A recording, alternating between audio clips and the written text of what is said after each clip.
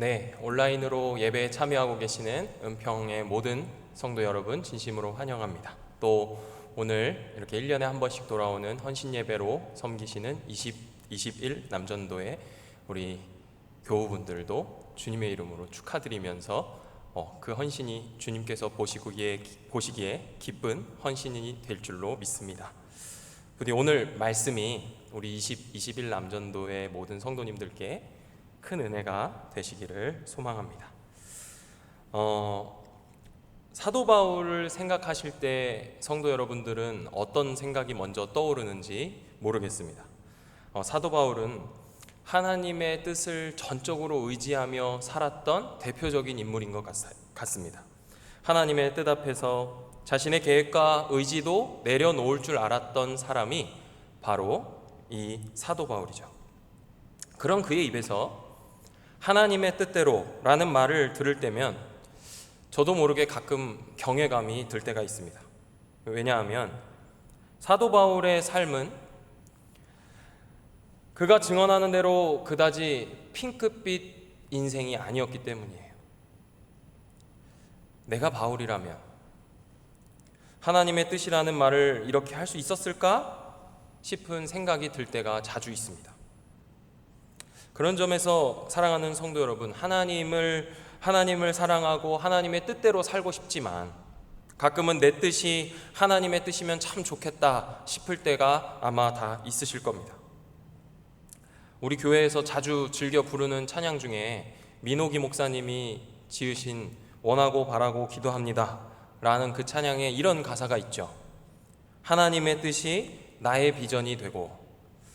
제가 원래 참 잘 부르는데 어떻게 표현할 방법이 없네요. 네. 우리 정말 이 찬양의 가사처럼 하나님의 뜻이 나의 비전이 되기를 바라면서 살고 계십니까? 아니면 그 반대를 소망하며 살고 계십니까? 내 계획대로 일이 잘 풀리지 않고 내가 노력한 만큼 대가가 지워지지 않고 또는 성과가 내 앞에 나타나지 않을 때 우리는 어떻게 기도하고 있나요? 또 그렇게 결과가 내게 주어졌을 때 우리는 우리 가족들이나 우리 자녀들이나 우리 주변에 있는 동료 신자들이나 우리 주변에 있는 다른 누군가에게 어떤 말로 서로 격려하고 서로 세워주고 있습니까? 바울 인생 전체를 우리는 알 수 없지만 신약에 있는 그 13편의 바울의 편지를 보고 있자면 사도 바울이 계획대로 살지 못한 사람이었다는 것쯤은 충분히 알 수 있습니다. 그가 다메섹으로 기독교인들을 체포하러 가던 길에 예수님을 만난 그 순간부터 그의 인생은 꼬이기 시작했어요. 다메섹에 갈 열심이 있었다면 그런 열심을 좀 다른 곳에 썼더라면 조금 더 학문을 연구하고 주님의 말씀을 공부하는 일에 썼더라면 그의 인생이 이토록 꼬이진 않았을 텐데 그만 예수님을 만나버린 거죠. 그런데 이 놀라운 사람은 자신의 인생을 뒤바꾼 이 사건을 계기로 자신의 인생 전체를 다시 한번 생각해 보게 되었습니다. 왜 내 인생이 계획대로 되지 않지? 라고 푸념을 늘어놨기보다는 그는 자기의 인생을 뒤돌아보며 다시 보게 되었어요. 그게 바로 갈라디아서 1장 14절에서 16절에 기록된 말씀입니다. 우리 함께 읽어보시겠습니다. 내가 내 동족 중 여러 영갑자보다 유대교를 지나치게 믿어 내 조상의 전통에 대하여 더욱 열심히 있었으나 그러나 내 어머니의 태로부터 나를 택정하시고 그의 은혜로 나를 부르시니가 그의 아들을 이방에 전하기 위하여 그를 내 속에 나타내시기를 기뻐하셨을 때에 내가 곧 혈육과 의논하지 아니하고. 바울은 자신의 삶을 뒤바꿔 놓았을 뿐 아니라 자신의 계획대로 되지 않는 인생으로 이끌어 가시는 그 하나님을 이렇게 고백하고 있는 겁니다. 그는 동족을 무척 사랑했어요. 기독교인을 체포하러 가던 것도 그들을 다시 유대교로 돌이키기 위해서 가던 길이었습니다. 그랬기 때문에 그리스도를 만난 이후에도 그는 아시아에 있던 이 디아스포라 유대인들 선교의 사명을 꿈꾸고 있었습니다. 그러나 이런 그의 이 선한 계획도 다 무산됐죠. 그런데 이번에도 이 사건을 바울은 다시 이렇게 고백합니다. 갈라디아서 2장 8절이에요. 같이 읽어보겠습니다. 베드로에게 역사하사 그를 할례자의 사도로 삼으시니가 또한 내게 역사하사 나를 이방인의 사도로 삼으셨느니라. 하나님의 뜻을 이렇게 해석할 줄 아는 인생이기 때문에 그의 입에서 하나님의 뜻으로 말미암아 라는 이 말은 놀라운 일인 것이죠. 아니, 어쩌면 자기 뜻대로 된 것이 하나도 없기 때문에 그런 자괴감 속에서 아유, 하나님 마음대로 하십시오, 어차피 하나님 뜻대로 될 거 아닙니까? 라고 말했던 걸까요? 아니에요. 바울은 하나님의 뜻을 그렇게 포악하게 이해하지 않았습니다.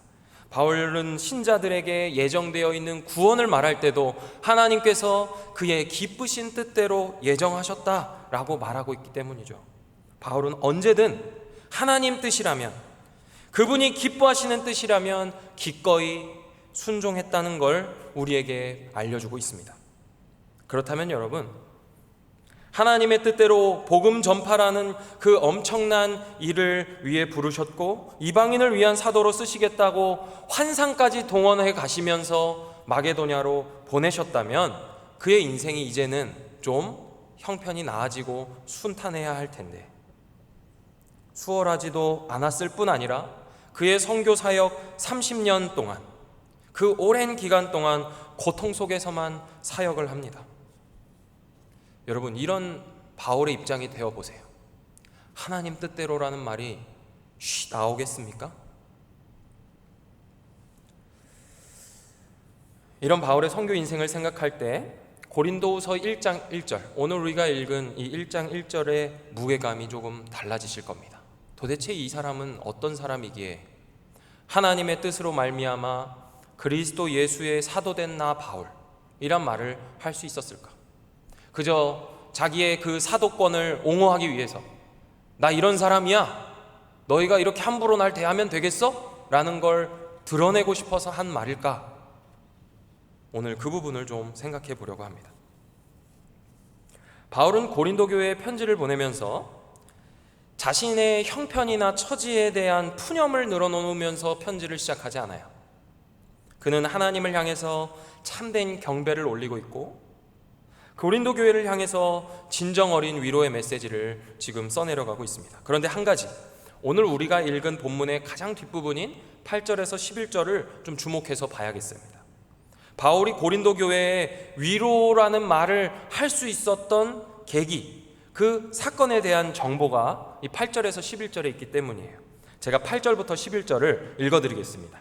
형제들아, 우리가 아시아에서 당한 환난을 너희가 모르기를 원하지 아니하노니 힘에 겹도록 심한 고난을 당하여 살 소망까지 끊어지고 우리는 우리 자신이 사형 선고를 받은 줄 알았으니 이는 우리로 자기를 의지하지 말고 오직 죽은 자를 다시 살리시는 하나님만 의지하게 하심이라. 그가 이같이 큰 사망에서 우리를 건지셨고 또 건지실 것이며 이후에도 건지시기를 그에게 바라노라. 너희도 우리를 위하여 간구함으로 도우라. 이는 우리가 많은 사람의 기도로 얻은 은사로 말미암아 많은 사람이 우리를 위하여 감사하게 하려 함이라. 하나님의 뜻으로 말미암아 사도가 되었지만 그의 순탄하지 않았던 여정, 이 여정 속에 이 바울이 얘기하고 있는 이 사건, 아시아에서 당한 사건은 무엇일까요? 이 사건은 고린도 후서를 쓰기 직전에 본인이 있었던 에베소에서 당한 사건입니다. 에베소서에서의 사역을 사도행전 19장이 증언하고 있는데요, 바울이 에베소에서 무려 3년이나 사역했잖아요. 그 3년의 사역 가운데 2년 동안은 아주 성공적인 사역의 길을 걷는 것 같습니다. 여러분들도 잘 아시는 대로 두란노 서원을 중심으로 힘있게 사역을 하고 있었죠. 그 결과로 마술사들이 은 5만이나 되는 책을 다 불살라버리고 바울을 쫓았다는 기록도 우리는 볼 수 있습니다. 아마 이 놀라운 광경을 보고 그저 단순히 신비한 기적에 흥미를 가지고 바울을 쫓았던 사람도 있었을 겁니다. 또 어떻게 좀 병 좀 고쳐볼 수 있을까 하는 그런 관심으로 바울을 쫓았던 사람도 있을 거예요. 또 그 중에는 정말 바울이 어떤 말씀을 전하는지 너무 궁금하고 알고 싶어서 진리에 대한 소망으로 쫓았던 사람도 있었을지 모릅니다. 그런데 이 성공적인 2년의 사역이 끝나고 바로 이어서 에베소에 큰 소동이 일어났어요. 마술사들의 회심 때문에 가장 먼저 큰 타격을 입었던 계층에서 소란이 일어난 겁니다. 이 당시의 에베소는요, 미신, 마술, 종교라고 하는 수단을 동원하여 사람들의 공포심을 이용해서 돈벌이를 하고 있던 사람들이 있었어요. 에베소는 각종 우상과 신들이 난무하던 헬라 지역의 헬라의 영향권 안에 있던 대표적인 도시입니다. 그 도시는 항구 도시라는 특성만 가지고 있었을 뿐만이 아니고 군사적으로도 요충지였기 때문에 오고 가는 사람들이 많았고 각지에서 왔습니다. 그래서 각지에서 올 때 배 타고 육로를 통해서 단걸음에 오는 게 아니라 오랜 시간 그 풍파와 짐승의 위협과 적군의 위협을 뚫고 오기 때문에 이들의 가슴 속에는 항상 그 신상이 있었어요. 뭔가의 어떤 절대자에 대한 그 소망을 가지고 에베소에 집결했던 것이죠. 그러니까 이 에베소는요, 잡신들이 많을 수밖에 없었어요. 온갖 우상의 집합소였습니다. 단순한 종교심을 넘어서 자신들의 삶에 깊숙하게 들어와 있었습니다. 이런 에베소의 상황을 가장 잘 대변해 주던 인물이 바로 데메드리오라고 하는 사람이에요. 이 데메드리오라는 사람을 사도행전은 은장색이었다라고 말해요. 은장색이 뭐 하는 사람이냐면 은으로 각종 기구들이나 신상들을 만들던 사람들입니다. 근데 이 말만 보면 그냥 데메드리오가 작은 구멍가게에서 은세공업을 하던 그냥 개인 사업자 정도로 생각이 되지만 그렇지 않았어요. 이 에베소라는 곳에 주신이 있었는데 그 주신이 아르테미스였습니다. 아르테미스. 성경에는 아뎀이라고 기록되어 있는 이 아르테미스는요, 흔히 아프로디테, 비너스랑 같은 신이에요. 여신이었고 바다의 신이었습니다. 이 신을 모시고 있던 헬라 지역의 가장 큰 신전이 이 에베소에 있었어요. 이 신전에 들어서 있던 그 아데미 신상을 만든 사람이 바로 이 데메드리오입니다. 그리고 또 아뎀이라는 신은 풍요와 다산의 신이었기 때문에 자신의 가슴 속에 가지고 다니던 작은 신부터 집 안에 모셔놓는 중간짜리 신까지 다양한 신상들이 이 에베소 유적지에서 지금도 발굴되고 있어요. 그러니까 이 데메드리오, 성경에 기록하고 있는 이 데메드리오는 작은 개인 사업자가 아니라 많은 직공들을 거느리고 있었던 기업가였을 겁니다. 에베소에서 종교는 곧 돈이었습니다. 또 돈이 모이는 곳에 권력이 집중되는 건 당연한 일이죠. 결국 부유한 기업가들은 그 지역 서민들의 젖줄과도 같았기 때문에 정치가들도 이들을 함부로 할 수 없었습니다. 그 이유는 시민들을 위한 명목으로, 시민들의 젖줄이 끊기면 안 된다는 명목으로 그들의 뒤를 봐주고 그들이 더욱 번창하도록 길을 깔아주고 그들에게 많은 혜택을 주었던 거죠. 요약하자면 그들에게 종교는 신을 경배하기 위한 기관이었던 것이 아닙니다. 그들의 마음에 안정을 주고 풍요와 다산의 복을 주는 존재고 돈벌이 수단이었고 사회, 문화, 경제, 정치 어느 한 분야도 예외 없이 삶의 구석구석에 그들의 기본 체계를 이루는 뼈대와 근간이 되어 있었던 겁니다. 그렇기 때문에 바울이 전한 복음은 그들의 삶에서 극히 일부라고 할 수 있는 어떤 한 종교에만 영향을 준 게 아니에요. 단지 종교에 대한 대체품으로서 바울의 복음이 들어간 게 아니고 그들 사회 근간을 흔드는 일이 되어버린 겁니다. 바울은 이 기억을 가지고 지금 이야기하고 있는 거예요. 이때 에베소에서 도대체 무슨 소란이 났길래 8절 9절에 뭐라고 얘기합니까? 우리 고린도서 1장 8절 9절을 함께 성경을 보시면서 읽어보실까요? 제가 읽겠습니다. 형제들아, 우리가 아시아에서 당한 환난을 너희가 모르기를 원하지 아니하노니 힘에 겹도록 심한 고난을 당하여 살 소망까지 끊어지고 우리는 우리 자신이 사형 선고를 받은 줄 알았으니 이는 우리를 자기를 의지하지 말고 오직 죽은 자를 다시 살리시는 하나님만 의지하게 하심이라. 바울이 지금 고백하기를 힘에 겹도록 심한 고난을 당하고 살 소망까지 끊어지고 사형 선고를 당한 것과 같은 상황이었다라고 증언하고 있어요. 바울이 느즈막히 자신의 수제자였던 디모데에게 편지를 쓰는 그 순간에도 이 사건을 잊지 않고 있던 증거가 있습니다. 디모데전서 1장 20절인데요. 우리 함께 읽어보겠습니다. 시작.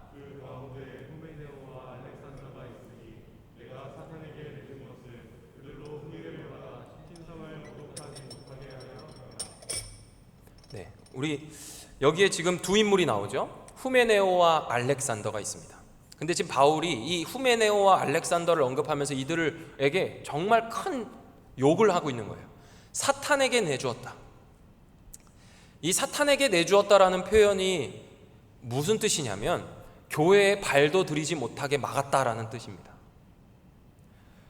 디모데에게 또 보낸 두 번째 편지 4장 14절에 보면 알렉산더가 또 등장합니다. 같이 읽어보실까요? 시작. 구리 세공업자 알렉산더가 내게 해를 많이 입혔음에 주께서 그 행한 대로 그에게 갚으시리니. 여기 이 구리 세공업자 알렉산더, 구리 세공업자 이 알렉산더는 에베소에서 데메드리오와 함께 세공업으로 동업을 하던 인물입니다. 그게 사도행전 19장 33절과 34절에 이 인물이 등장을 하고 있어요. 같이 한번 읽어볼까요? 사도행전 19장 33절과 34절입니다. 같이 읽겠습니다. 시작. 유대인들이 무리 가운데서 알렉산더를 권하여 앞으로 밀어내니 알렉산더가 손짓하며 백성에게 변명하려 하나 그들은 그가 유대인인 줄 알고 다 한 소리로 외쳐 이르되 크다 에베소 사람의 아데미여 하기를 2시간이나 하더니.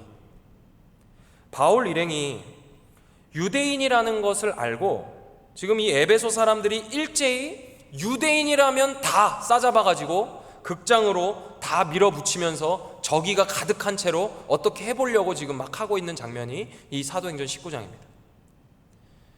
그들을 다 끌고 가서 어떤 유대인 무리가 유대인들의 대표 중에 한 명인 알렉산더의 등을 떠밀는 거예요. 야, 너 가서 좀 무슨 얘기 좀 한번 해봐라. 얘네 지금 우리 다 죽이려고 그러는 것 같은데 등을 떠밀면서 네가 좀 말 좀 해. 그 위기를 탈출하기 위한 전략으로 이 사람 알렉산더를 지금 등 떠밀고 있는 거예요. 그러자 이 알렉산더가 지금 뭘 하고 있다고 합니까? 손짓을 했대요. 이렇게 손짓을 했다는 건 뭐냐면 이렇게 자 여러분 조용히 해보십시오. 이 손짓을 했다는 거예요. 바울이 유대인 부형들이여 하면서 손짓하며 말하였다라는 장면이 있죠. 그 장면과 똑같은 말입니다. 알렉산더가 뭐라고 변명했겠습니까? 여러분, 나는 저들과 다릅니다. 나는 저 바울의 일행과 다른 사람들입니다. 여러분, 내가 직업이 뭡니까? 나 구리세공업자 아닙니까? 나 여러분들이랑 같이 세공업하고 있는 사람 아니에요. 나도 여러분들이랑 같이 우상 만들고 신상 만들고 있는 사람입니다. 여러분, 나는 아니에요. 2시간 동안 에베소 사람들이 아데미 아데미 외치면서 유대인들을 살기등등하게, 아까 바울이 표현한 대로 뭐래요? 사형 선고를 받는 줄 알았다 하는 그 위협 속에서 자기 살자고 손절을 하고 있는 거예요. 자신들의 생업이 걸려있고 생존이 달려있는 상황, 그 상황에서 바울 일행과 선을 긋는 얘기를 하고 있었겠죠. 바울은 그때를 떠올리면서 알렉산더, 후메네오, 이 사람들 때문에 내가 너무 힘들었다. 디모데에게 로마에서 마지막 편지를 쓰면서까지 기억하고 있는 거죠. 바로 이때 이후로 바울은 에베소 사역을 마치고 마게도냐로 떠난 거예요. 에베소 사역이 너무 안 돼서 떠난 게 아니라 정말 부흥하고 잘 되고 있었는데 이 결정적 사건이 바울의 걸음을 아시아에서 다시 한번 마게도냐로 떠나게 만든 것이죠. 너무 가슴 아픈 사건이 아닐 수 없었을 겁니다. 그러면서 마게도냐에 와서 지금 고린도에 이 고린도 후서를 고린도 교회에 쓰고 있는 거예요. 바울은 이 아시아에서의 경험을 떠올리며 자신의 일행들의 목숨의 위협, 더불어 선교 사역의 중단, 자신에게 있어서는 그냥 이 육신의 생명이 끝나는 게 아니라 사역의 문이 닫혀버리는, 사역에 있어서 사형 선고와 다름없는 대충격의 사건을 지금 보내고 있었던 것이죠. 바로 그때 바울이 고백하는 것처럼 하나님께서는 오직 하나님만 의지하도록 하시는 큰 위로를 얻게 하십니다. 그 위로가 디도를 통해 전해진 고린도 교회로부터 온 기쁜 소식이었어요. 이 앞서서 바울이 썼던 고린도 전서의 내용, 여러분들도 잘 아시다시피 너네 우상 숭배하지 마라, 이혼은 이혼 이렇게 하지 마라, 니네 방언하는 애들 다 조심해서 방언해야 된다, 은사는 이런 거다 하면서 그 교회의 송사 문제, 갈등의 문제, 분열의 문제에 대해서 바울이 촌철살인과 같은 편지를 썼죠. 근데 바울이 알다시피 고린도 교회에서 사도로 인정받고 있었습니까? 안 받고 있었습니다. 고린도에서 사도권이 위협받고 있었어요. 그런데 그런 바울이 고린도 교회에 니네 이렇게 믿어서 되겠냐라는 편지를 받았을 때 기분이 어땠겠어요? 에베소에서 고린도 전서를 쓸 때만 해도 자신의 상황이 에베소의 사역이 잘 되고 부흥이 일어나고 있으니 고린도 교회에 당당히 썼을 수도 있으실 거예요. 그런데 지금 상황을 한번 생각해 보세요. 고린도 교회에서는 환영받지 못하고 에베소에서는 쫓겨나다시피 마게도냐로 와 있고, 자기가 고린도 교회에 먼저 보냈던 편지 내용을 생각하면 나 이제 다시 고린도 갈 수 있을까? 이런 생각도 하면서 아주 복잡한 마음과 상황 속에 있는데 디도가 와가지고 바울 선생님, 고린도 교회가 든든히 서고 있습니다. 바울 선생님의 그 편지 때문에 고린도 교회가 든든히 서고 있습니다. 이 소식을 들었을 때 바울이 어떤 마음이었겠어요? 고린도 교회는 자신들의 수준에 맞는 복음 교사를 원했었습니다. 바울보다 언변이 좋아 힘있게 유대인들과 싸워서 이겼던 아볼로, 또 유대인들에게는 비교적 유화 정책으로 유대인들을 다독여주던 베드로, 그들을 더 선호했을지도 몰라요. 바울은 자신이 세운 교회였지만 정작 자신은 인정받지 못하는 현실에 얼마나 절망하고 있었겠어요. 그런 고린도 교회인데 바울은 그들의 마음을 사기 위한 달콤한 말로 편지를 써도 모자랄 판에 불난집에 기름을 붓는 격으로 고린도 전서를 썼던 거예요. 그런데 그들에게 어떤 일이 일어난 거냐면 하나님의 구원을 이루는 근심을 경험하게 되는 놀라운 기적이 고린도 교회에 일어났던 거예요. 디도의 이 소식을 듣고 사역의 길고 긴 터널을 지나고 있을 때 하나님께서 사역의 열매를 맛보게 하신 것이죠. 그리고 이 감격 속에서 바울이 3절을 시작하는 겁니다. 우리 3절부터 5절 말씀을 우리 성경을 보시면서 함께 읽어보시겠습니다. 3절부터 5절 말씀 같이 읽겠습니다. 찬송하리로다. 그는 우리 주 예수 그리스도의 하나님이시요 자비의 아버지시요 모든 위로의 하나님이시며 우리의 모든 환난 중에서 우리를 위로하사 우리로 하여금 하나님께 받는 위로로서 모든 환난 중에 있는 자들을 능히 위로하게 하시는 이시로다. 그리스도의 고난이 우리에게 넘친 것 같이 우리가 받는 위로도 그리스도로 말미암아 넘치는도다. 바울은 다른 서신들과는 조금 다르게 자신이 평소에 쓰던 그 편지 양식을 파괴하고 있는 거예요. 그리고 그 터져나오는 찬송과 감사를 주체하지 못하고 찬송하리로다 하며 자신의 이 감격을 표현하고 있습니다. 그리고 그리스도의 고난이 넘쳤다고 이야기해요. 이 그리스도의 고난이 뭘까요? 그리스도를 위하여 당하는 고난이고, 그리스도 때문에 당하는 고난이고, 그리스도를 전하다가 당하는 고난이고, 그리스도 삶을 따라가다가 그리스도처럼 살다가 당하는 고난입니다. 그 고난에 위로가 있다 말하는 것이죠. 그리고 이 3절부터 11절 사이에 무려 위로라는 말이 10번이나 등장해요. 여기서 이 위로는 이 고린도 후서가 위로의 서신이라 불릴 수 있게 해주는 이유가 되기도 하죠. 그러나 그냥 단지 엎드려져 있는 사람 등 두들겨주면서 야 그래 괜찮아 그런 일이 있을 수도 있지, 그런다고 상황은 하나도 달라지지 않지만 우린 그런 위로들 하지 않습니까? 그런 차원의 위로냐? 그렇지 않아요. 그 위로는요, 요한이 자신의 복음서에서 성령님이 보혜사시다 할 때 쓰고 있는 그 보혜사, 그 말과 같은 위로입니다. 우리 성령께서 위로하시는 위로. 또 이 단어는 그저 우리를 그 상황에 머물러 있으면서 등 두들겨주는 수준이 아니라 그 자리에서 일어나 한 단계 더 높은 차원으로 도약할 수 있도록 북돋워주는 적극적인 위로인 거예요. 하나님께서 하나님의 백성들을 위하여 그들이 당하는 고난, 그들이 당하는 그리스도를 위하여 살다 마주하게 되는 그 고난 가운데 베푸시는 그 위로는 우리를 한 단계 더 끌어올리는 위로이고 아주 실제적인 위로이고 다시 그 일로 뛰어들 수 있도록 우리를 북돋워주는 위로인 것입니다. 사랑하는 은평의 가족 여러분, 이런 하나님의 위로를 사모하십니까? 그렇다면 그리스도와 함께 받는 고난을 당하실 준비도 되셨나요? 바울이 아시아에서 당한 고난이 오늘날 우리에게는 해당되지 않는 일인 것처럼 보입니다. 우리 주변에는 드러나는 신전도 없고 우상이나 신상을 만들어 팔고 있는 그런 사람도 없고 우리 주변에 믿는다고 하는 사람들 중에는 그렇게 그런 대로 끌려가는 사람도 없기 때문에 지금 이 바울이 아시아에서 당했던 고난은 우리와는 상관없는 고난이고 우리는 당할 수 없는 고난인 것처럼 생각될 수 있어요. 그러나 우리의 삶에 과연 이런 아데미와 같은 강력한 존재, 그 존재는 없을까요? 저의 스승이시자 우리 목사님들의 신약 선생님이셨던 조병수 교수님은 고린도 후서를 주해하시면서 지금 우리 사회는 종교라는 이름을 드러내지 않은 우상 종교에 의해 지배당하고 있다고 책에서 이렇게 쓰셨어요. 조금 길지만 제가 좀 읽어드리겠습니다. 현대의 우상 종교는 무엇보다도 물질과 향락의 추구다.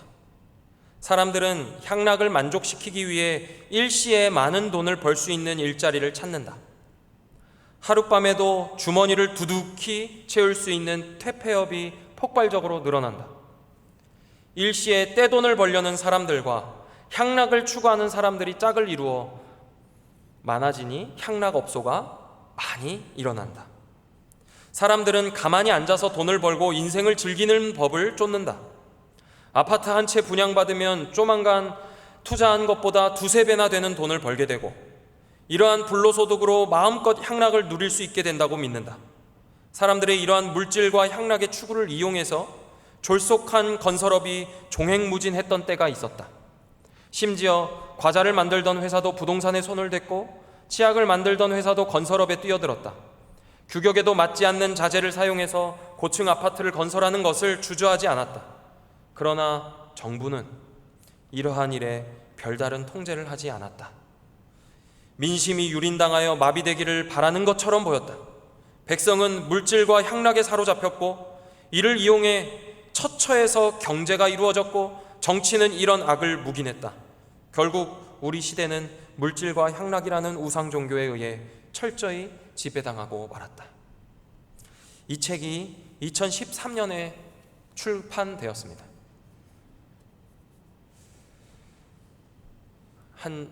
약 10년이 지났는데 오늘이라고 달라진 것은 없는 것처럼 보여요. 여러분, 우리 시대가 에베소의 상황과 오버랩되지 않습니까? 돈이 흘러들어가는 곳에 부가 축적되고 그 부를 바탕으로 권력을 손에 얻고 힘과 돈이 있는 곳으로 사람들이 몰리니까 표에 관심이 많은 정치인들은 그들에게 이목을 집중하겠죠. 그리고 그들의 환심을 사기 위한 유착이 일어나는 거 아니겠습니까?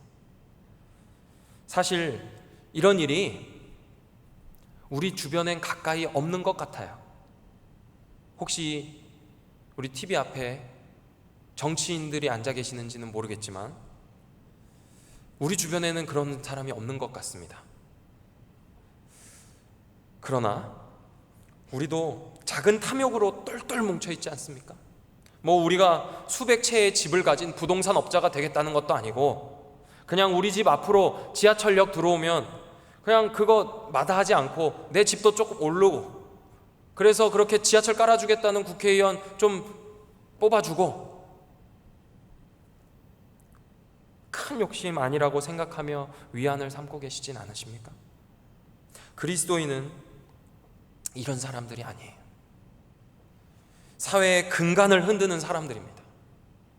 바울은 그리스도를 위하여 고난당하기를 마다하지 않으면서 사역하다 죽은 자와 같이 되는 처지에 이르렀을 때, 그때에 비로소 하나님의 위로를 경험하게 되었습니다.